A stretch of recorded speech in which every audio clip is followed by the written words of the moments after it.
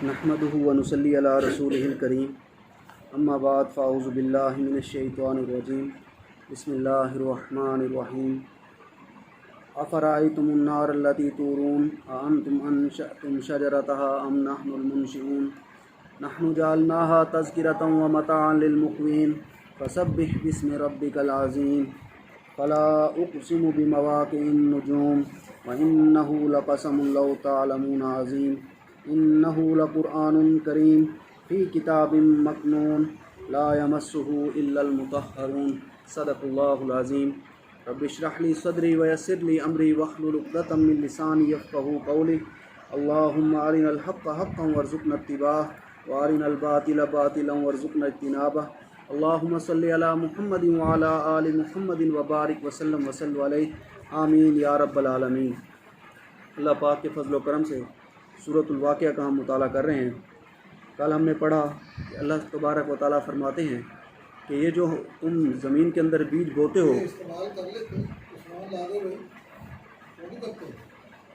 کہ یہ جو بیج تم زمین کے اندر دباتے ہو، کیا تم اسے اگانے والے ہو ان سے فصلیں یا ہم اگانے والے ہیں؟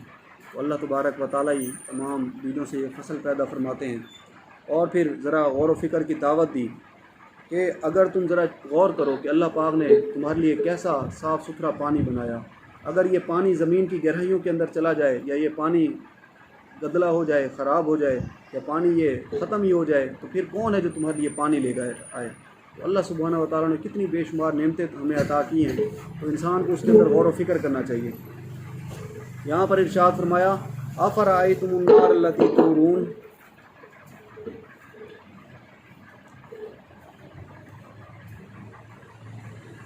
آیت نمبر 71 میں ارشاد فرمایا افرأیتم النار التی تورون، کبھی تم نے سوچا کہ وہ آگ جو تم جلاتے ہو، اانتم انشأتم شجرتها ام نحن المنشئون، کیا اس کے درخت تم نے پیدا کیے یا اس کے پیدا کرنے والے ہم ہیں؟ یعنی یہ آگ، یہ درخت، اس کے اندر غور کرو، کتنے تم درختوں سے فائدہ لیتے ہو، لکڑی سے تم کتنی ضروریات اپنی پوری کرتے ہو، اور اللہ پاک نے تمہیں جلانے کے لیے آگ دے دی، اس سے تم اپنے کھانے پکاتے ہو، سردیوں میں جو ہے اس سے حرارت لیتے ہو، کتنے فائدے ہیں۔ تو یہ سب کچھ کس نے پیدا کیا؟ اللہ سبحانہ و تعالیٰ نے ہی پیدا کیا۔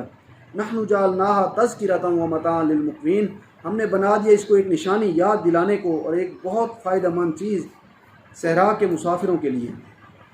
فسبح باسم ربک العظیم، پس تم بیان کرو اپنے رب کے نام کی تسبیح، اپنے رب کے نام کی بڑائی بیان کرو جو بہت عظمت والا ہے۔ سبحان ربی العظیم۔ اب اگلی آیت میں قرآن حکیم کی عظمت کا بیان ہے۔ اللہ تبارک و تعالیٰ ارشاد فرماتے ہیں فلا اقسم بمواقع النجوم، پس نہیں قسم ہے مجھے ان مقامات کی جہاں ستارے ڈوبتے ہیں، وَإِنَّهُ لَقَسَمٌ لَوْ تَعْلَمُونَ عظیم، اور یقیناً یہ بہت بڑی قسم ہے اگر تم جانو۔ آج سائنس کے ذریعے سے یہ بات معلوم ہوئی ہے کہ ستارے جو ہیں یہ کہکشاؤں کے اندر، کائنات کے اندر بہت بڑی بڑی گلیکسیز ہیں، جس کے اندر ہماری زمین سے بھی کئی گنا بڑے ستارے، جیسے کہ ہماری زمین کا سورج جو ہے اس سے بھی کئی گنا بڑے ستارے اگر اس کے پاس سے گزریں تو وہ اس کے اندر وہ اندھے غار ہیں اور وہ اس کے اندر غرق ہو جاتے ہیں، وہ وہاں پر جا کر ختم ہو جاتے ہیں، غائب ہو جاتے ہیں۔ تو ایسی نہ جانے کتنی گلیکسیز ہیں جو پھر اس کے ان بڑے بڑے ستاروں کو، سیاروں کو، ہر چیز کو وہ غرق کر لیتی ہے اپنے اندر۔ تو اللہ پاک فرما رہے ہیں فلا اقسم بمواقع النجوم، کہ نہیں قسم ہے مجھے ان مقامات کی جہاں ستارے ڈوبتے ہیں، جہاں ستارے یہ غرق ہو جاتے ہیں، وَإِنَّهُ لَقَسَمٌ لَوْ تَعْلَمُونَ عظیم، اور یقیناً یہ بہت بڑی قسم ہے اگر تم جانو، اگر تمہیں اس کا شعور ہو۔ آج ہم صرف یہاں پر بیٹھ کر بات ہی کر سکتے ہیں، نہ جانے وہ کون سے مقامات ہیں جہاں ستارے ڈوبتے ہیں، جہاں ستارے غائب ہو جاتے ہیں، یہ تو اللہ پاک ہی بہتر جانتے ہیں۔ اگر تم جانو تو یہ بہت بڑی قسم ہے۔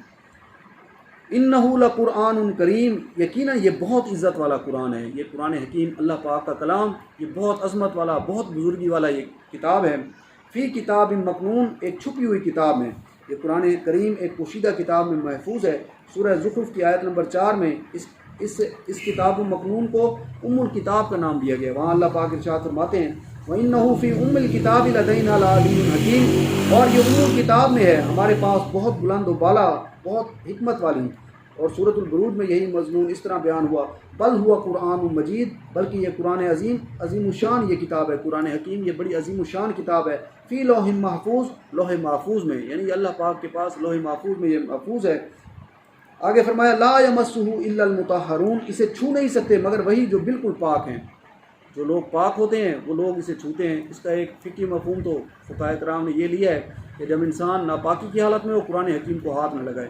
اور جو ہے اس کا جو ایک اور مفہوم ہے وہ یہ بھی ہے کہ جب تک انسان کے اندر کا باطن اپنے اس کے دل کی برائیاں اور دل کی بیماریاں اس کی نہ ختم ہو چکی ہوں، تب تک وہ انسان اس کی اصل حکمت سے، اس سے قرآن حکیم سے زیادہ فائدہ نہیں اٹھا سکتا۔ وہ برائیاں کون سی ہیں؟ وہ تکبر کی برائیاں، حسد کی برائیاں، اپنے آپ کو بڑا ثابت کرنے کی برائیاں۔ تو جب تک انسان ان برائیوں سے اپنے دل کو پاک نہیں کرے گا تو اس کو قرآن حکیم سے صحیح فائدہ نہیں اٹھا سکے گا۔ قرآن حکیم کی عظمت کے بارے میں بہت سے آپ صلی اللہ علیہ وسلم کے فرمان ہیں۔ آپ صلی اللہ علیہ وسلم کا فرمان ہے یا اہل القرآن لا توسد القرآن، اے قرآن والو قرآن حکیم کو تکیہ نہ بنا لو، یعنی اپنی کمر کے پیچھے نہ ڈال لو۔ وَاتْلُوهُ حق تلاوتی، اور بلکہ اس کی تلاوت کرو من آناء اللیل والنہار، رات کے اوقات میں بھی اور دن کے اوقات میں بھی قرآن حکیم کی تلاوت کیا کرو، اس کو پڑھا کرو، اس کی پیروی کیا کرو۔ وَافْشُوهُ، اور اس کو پھیلاؤ، وَتَغَنُّوهُ، اور اس کو خوش الحانی سے پڑھو، جیسا کہ ایک حدیث مبارکہ میں آتا ہے زین القرآن باصواتکم، قرآن حکیم کو اپنی آوازوں میں خوبصورت کر کے پڑھا کرو۔ ایک حدیث مبارکہ میں آتا ہے جو شخص قرآن حکیم کو خوبصورت آواز میں پڑھنے کی کوشش نہیں کرتا، اللہ پاک جو ہے اس پر جو ہے ناراضگی کا اظہار فرماتے ہیں۔ ایک حدیث مبارکہ میں آتا ہے جب انسان خوبصورت آواز میں تلاوت کرتا ہے، اللہ پاک انسان کی اور کسی بات کو اتنے غور سے نہیں سنتے جتنا کہ انسان کا قرآن حکیم کا تلاوت کرنا سنتے ہیں۔ تو قرآن حکیم کو اچھی آواز سے پڑھنا، تو فرمایا وَتَدَبَّرُوا فِيهِ لَعَلَّكُمْ تُفْلِحُونَ، اور اس میں غور و فکر کیا کرو، تدبر کیا کرو، لَعَلَّكُمْ تُفْلِحُونَ، تاکہ تم فلاح پاؤ، تاکہ تم کامیاب ہو جاؤ۔ ایک اور حدیث مبارکہ ہے، اللہ کے نبی صلی اللہ علیہ وسلم کا فرمان ہے، صحیح مسلم کی روایت ہے، فرمایا وَقَدْ تَرَكْتُ فِيكُمْ مَا لَن تَضِلُّوا بَعْدَهُ إِنِ اعْتَصَمْتُمْ بِهِ کتاب اللہ، تمہارے درمیان ایسی چیز چھوڑے جا رہا ہوں جب تک اس سے چمٹے رہو گے، جب تک اسے تھامے رہو گے کبھی گمراہ نہیں ہوگے۔ وہ کیا چیز ہے؟ کتاب اللہ، اللہ کی کتاب ہے۔ جب تک اللہ کی کتاب کو پڑھتے رہو گے، سمجھتے رہو گے، اس پر عمل کرتے رہو گے، کبھی گمراہ نہیں ہوگے۔ اور ایک اور حدیث مبارکہ ہے، اللہ کے نبی صلی اللہ علیہ وسلم نے ارشاد فرمایا، صحیح مسلم کی روایت ہے، ان اللہ یرفع بہذا الکتاب اقواما ویضع بہ آخرین، بے شک اللہ سبحانہ و تعالیٰ اس کتاب کی بدولت قوموں کو عروج عطا فرمائے گا اور اس کتاب کو چھوڑنے کی وجہ سے ذلیل کر دے گا۔ آج دیکھ لیں مسلمانوں کا کیا حال ہے، پستی کا کوئی حد سے گزر نہ دیکھے، اسلام کا گر کر نہ ابھر نہ دیکھے، مانے نہ کبھی کہ مد ہے جزر کے بعد اس دریا کا ہمارے جو اتر نہ دیکھے۔ یہ وجہ کیا ہے؟ ہم نے قرآن و سنت کو چھوڑ رکھا ہے، اس وجہ سے ہم زمانے میں بھی، اس دنیا میں بھی ذلیل و خوار ہو رہے ہیں۔ اگر چھوڑا رہا تو ہو سکتا ہے اللہ تعالیٰ آخرت میں بھی ہمارے ساتھ سخت معاملہ فرمائے۔ تو ہماری کامیابی اسی میں ہے کہ ہم اپنے دین کی طرف آئیں، قرآن حکیم کی طرف آئیں۔ جو لوگ قرآن حکیم کو پڑھتے ہیں، سمجھتے ہیں، ان کی تو کیا کہنا، عمل کرتے ہیں، اللہ پاک ہمیں بھی توفیق عطا فرمائے۔ لیکن بات ہو رہی ہے ان لوگوں کے بارے میں جو نہ پڑھ رہے ہیں نہ سمجھ رہے ہیں، دعویٰ تو ہے، مانتے تو ہے، کہتے تو ہیں یہ اللہ کی کتاب ہے، اللہ کا کلام ہے، لیکن اللہ پاک کے احکامات کو نہیں مانتے اور قرآن حکیم کے حقوق نہیں ادا کرتے۔ اللہ پاک ایک مقام پر فرماتے ہیں وَمَنْ أَعْرَضَ عَنْ ذِكْرِي فَإِنَّ لَهُ مَعِيشَةً ضَنْكًا، جس نے ہمارے ذکر سے منہ موڑا ہم اس کی زندگی کو تنگ کر دیں گے۔ جس نے ہمارے ذکر سے منہ موڑا ہم اس کی زندگی کو تنگ کر دیں گے۔ قرآن حکیم اللہ کا ذکر ہے، اِنَّا نَحْنُ نَزَّلْنَا الذِّكْرَ وَإِنَّا لَهُ لَحَافِظُونَ، ہم نے اس ذکر کو، سب سے بڑے ذکر کو ہم نے نازل کیا، وَإِنَّا لَهُ لَحَافِظُونَ، اور ہم ہی اس کی حفاظت کرنے والے ہیں۔ اسی طرح سے نماز بھی ذکر ہے، أَقِمِ الصَّلَاةَ لِذِكْرِي، نماز کو قائم کرو میری یاد کے لیے۔ تو ذکر کے یہ بہت سے ذرائع ہیں، لیکن اللہ پاک فرماتے ہیں وَمَنْ أَعْرَضَ عَنْ ذِكْرِي فَإِنَّ لَهُ مَعِيشَةً ضَنْكًا وَنَحْشُرُهُ يَوْمَ الْقِيَامَةِ أَعْمَىٰ، اور قیامت کے دن ہم اسے اندھا کھڑا کریں گے۔ جو لوگ ہمارے ذکر سے، ہماری یاد سے منہ موڑے رہیں گے، ہم انہیں قیامت کے دن اندھا کھڑا کریں گے۔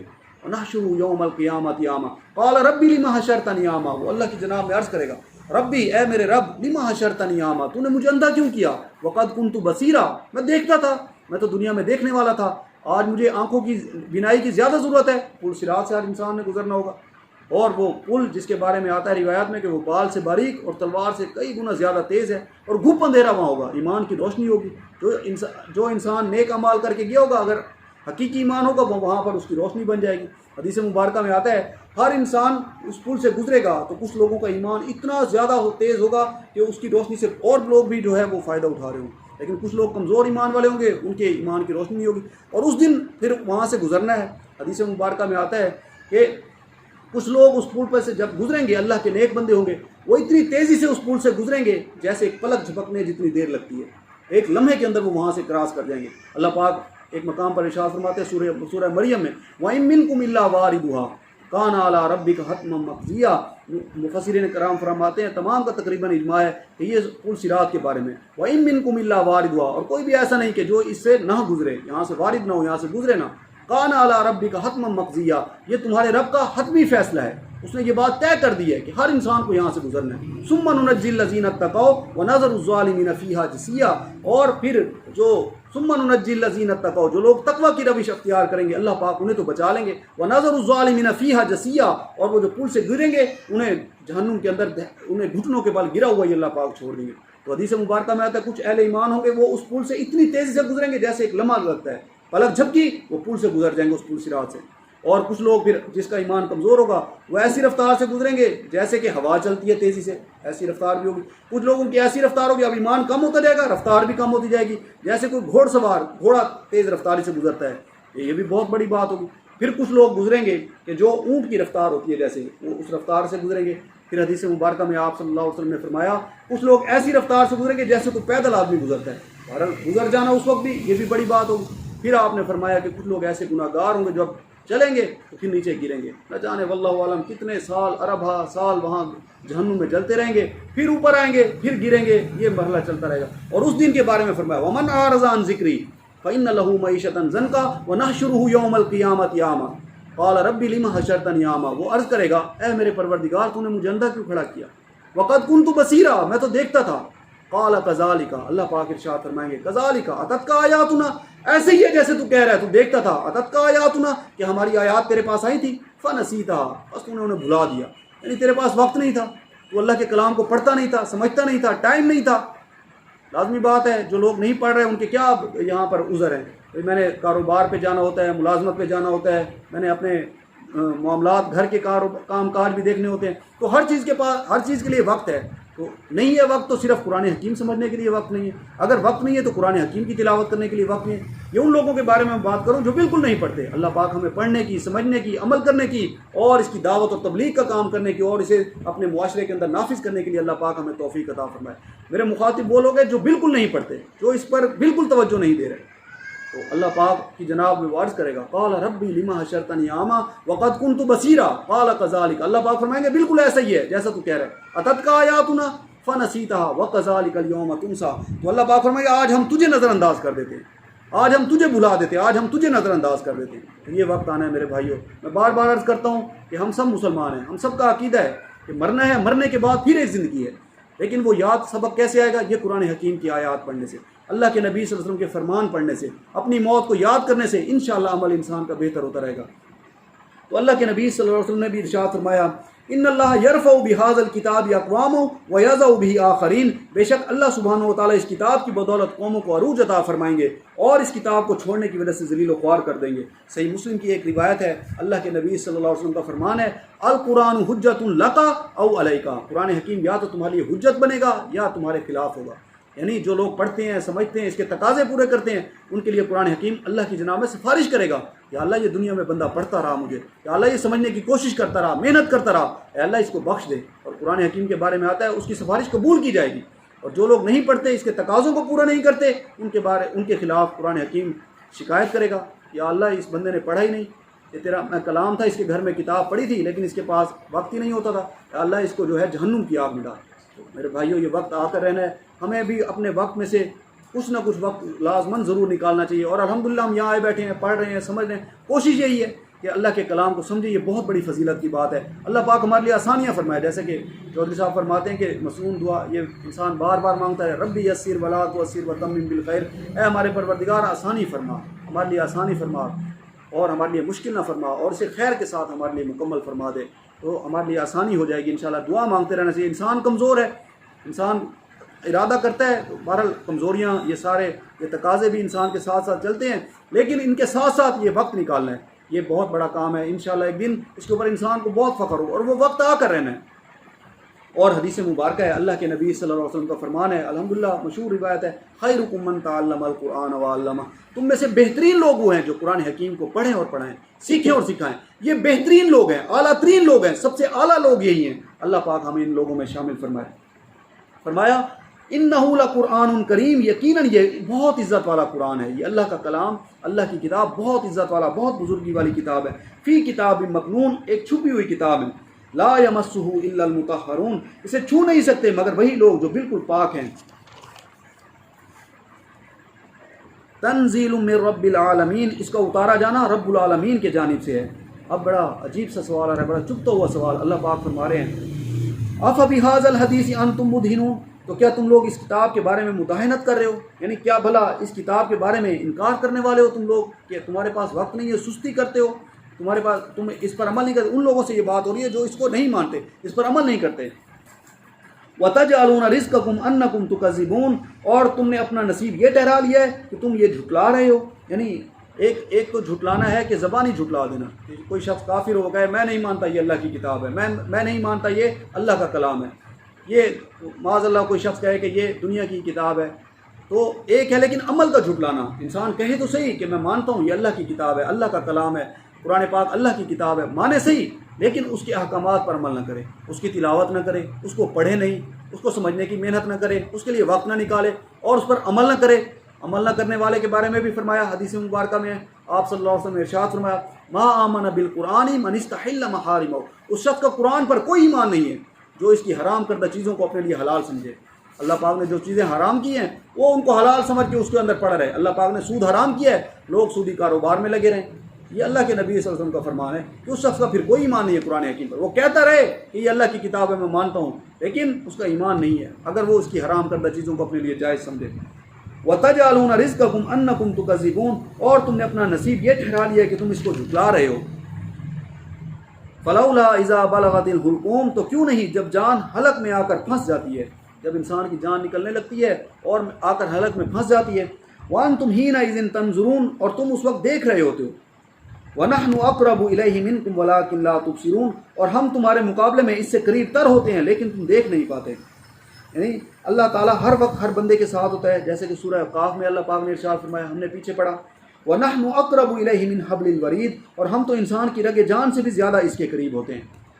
فَلَوْلَا إِن كُنتُمْ غَيْرَ مَدِينِينَ، تو اگر تم کسی کے اختیار میں نہیں ہو، ترجعونها إن كنتم صادقین، تو اس کو کیوں نہیں لے لیتے اب اگر تم سچے ہو، یعنی جو تمہارا پیارا تمہاری آنکھوں کے سامنے فوت ہو رہا ہوتا ہے، جب اس کی جان نکل رہی ہوتی ہے، اگر تم کسی کے اختیار میں نہیں ہو تو اپنے پیارے کی جان کو ذرا واپس لے لیا کرو، کیوں نہیں تم اسے بچا پاتے؟ کتنا لوگوں کے پاس مال ہوتا ہے، پیسہ ہوتا ہے، جب پیسے والے لوگ مرتے ہیں وہ اپنے لیے کتنا اہتمام کرتے ہیں، جیسا کہ یہ تاریخ میں چند عرصہ پہلے کی بات ہے، ایک بہت بڑا گلوکار مائیکل جیکسن، اس نے اپنے لیے تقریباً سارے اعضائی، گردے اور پتہ نہیں کیا کچھ اس اپنے لیے ہائر کر لیے، اور اپنے لیے ڈاکٹر بھی اس نے ہائر کر لیے، اور ڈاکٹروں کو بہت بڑی فیس ادا کرتا تھا، جیسے مجھے کوئی تکلیف ہو فوراً مجھے بچانے کے لیے کوشش کرنا۔ لیکن جب اس کی موت آئی، وہ زیادہ عرصہ میرے خیال سے 50 سال سے بھی اوپر نہیں جا سکا، کتنی بار اس نے اپنی سرجریاں کرائی، اپنے لیے کتنے اعضاء اس نے خرید کے رکھے ہوئے تھے، بڑا پیسے والا آدمی تھا، مرنا نہیں چاہتا تھا، لیکن جب اس کی موت کا وقت آیا لمحہ نہیں لگا، اس کا سارا مال سب کچھ وہ وہیں رہ گیا، کوئی چیز اس کے کام نہیں آئی۔ تو اللہ پاک فرما رہے ہیں اگر تم سچے ہو، اگر تم کسی کے اختیار میں نہیں ہو، اگر تم موت سے خود کو بچا سکتے ہو تو پھر بچا لو، تم کیوں نہیں بچا سکتے پھر اپنے پیارے کو؟ اس وقت تو تم دیکھ رہے ہوتے ہو۔ فلولا ان کنتم غیر مدینین، تو اگر تم کسی کے اختیار میں نہیں ہو، ترجعونها ان کنتم صادقین، تو اس کو کیوں نہیں لے لیتے اگر تم سچے ہو، یعنی اپنے پیارے کی جان کو کیوں نہیں بچا لیتے۔